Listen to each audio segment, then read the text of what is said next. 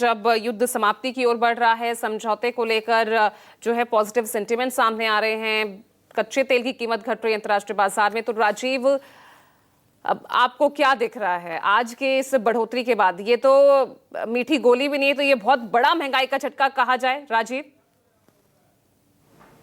आने वाले दिनों में क्या राहत मिल सकती है जनता को? राजीव, देखिए पूजा, मैं तो पहले जब चुनाव खत्म हुआ और प्रधानमंत्री नरेंद्र मोदी ने जिस तरह का संकेत दिया था, आपको याद होगा, मैंने आपसे कहा था कि 15 तारीख को शर्तिया तौर पे इसके दाम बढ़ेंगे। और मैं आज भी आपसे कह रहा हूँ 7.5 रुपए तक पेट्रोल डीजल के दाम बढ़े हैं। आने वाले एक हफ्ते या 15 दिन के भीतर 7.5 रुपए और दाम बढ़ने की पूरी संभावना है। तेल कंपनियों ने जितना घाटा सहा है, अपना घाटा सह रही हैं, क्योंकि अभी ईरान और अमेरिका में ऊपर नीचे चलते रह रहा है। लेकिन अभी जिस तरह के संकेत आ रहे हैं, अगर किसी तरह का कोई समझौता हो भी जाता है 2-4 दिन के भीतर, तब भी होर्मुज से टैंकरों का आना, तेल का आना, ये सब में प्रक्रिया सामान्य होने में कम से कम जानकारों का ऐसा मानना है कि 1 महीने लगेंगे, 30 दिन कम से कम।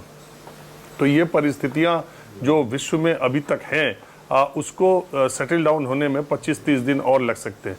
लिहाजा 30 दिन और 750-1,000 करोड़ रुपए का खर्चा तेल कंपनियां उठाएंगी, ऐसा मुझे लगता नहीं है।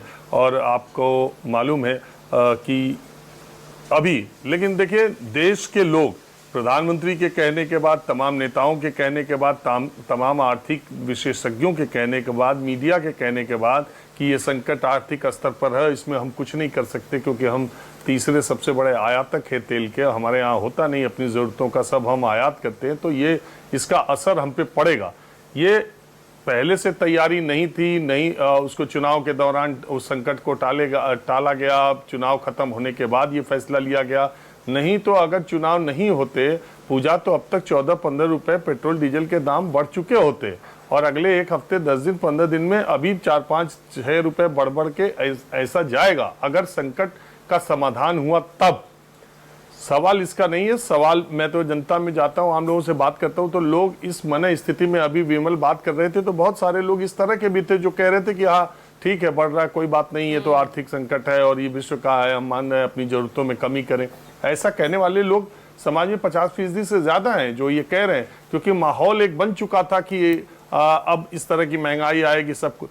सवाल सिर्फ इस बात का है कि महंगे तेल, अगर कच्चे तेल महंगे हो गए तो उसका दाम बढ़ाया जाए, कोई दिक्कत नहीं है। जनता उसके लिए तैयार भी रहती है और जनता के पास विकल्प भी नहीं है। आपके न चाहने से, हमारे न चाहने से दाम नहीं बढ़ेगा, ऐसा है भी नहीं।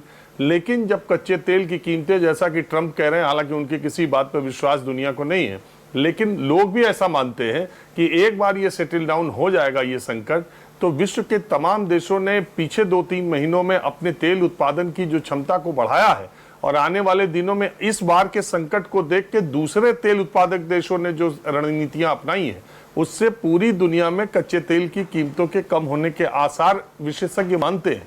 तो क्या ऐसी स्थिति में भारत के लोग जो आज ये दबाव झेल रहे हैं, क्योंकि दिक्कत क्या है कि एक बार पेट्रोल डीजल का दाम बढ़ता है तो कच्चे तेल का दाम ऊपर नीचे होते रहे, उसका फायदा आम जनता को नहीं मिलता है। भार मिलता है लेकिन फायदा नहीं मिलता है। तो सरकार को इस बात का ध्यान देना चाहिए कि संकट के इस दौर में पूरा देश सरकार के फैसलों के साथ खड़ा है, और दाम बढ़ाए तो हम अपनी जरूरतों को कम करेंगे, लेकिन जब कच्चे तेल की कीमत कम हो तो उसकी राहत भी जनता को मिलनी चाहिए, जो पिछले 4 साल में 23, 24, 25 में आम जनता को नहीं मिली। बिल्कुल, अपने आप में जो है ये बड़ा सवाल आप यहाँ खड़ा कर रहे हैं। और हम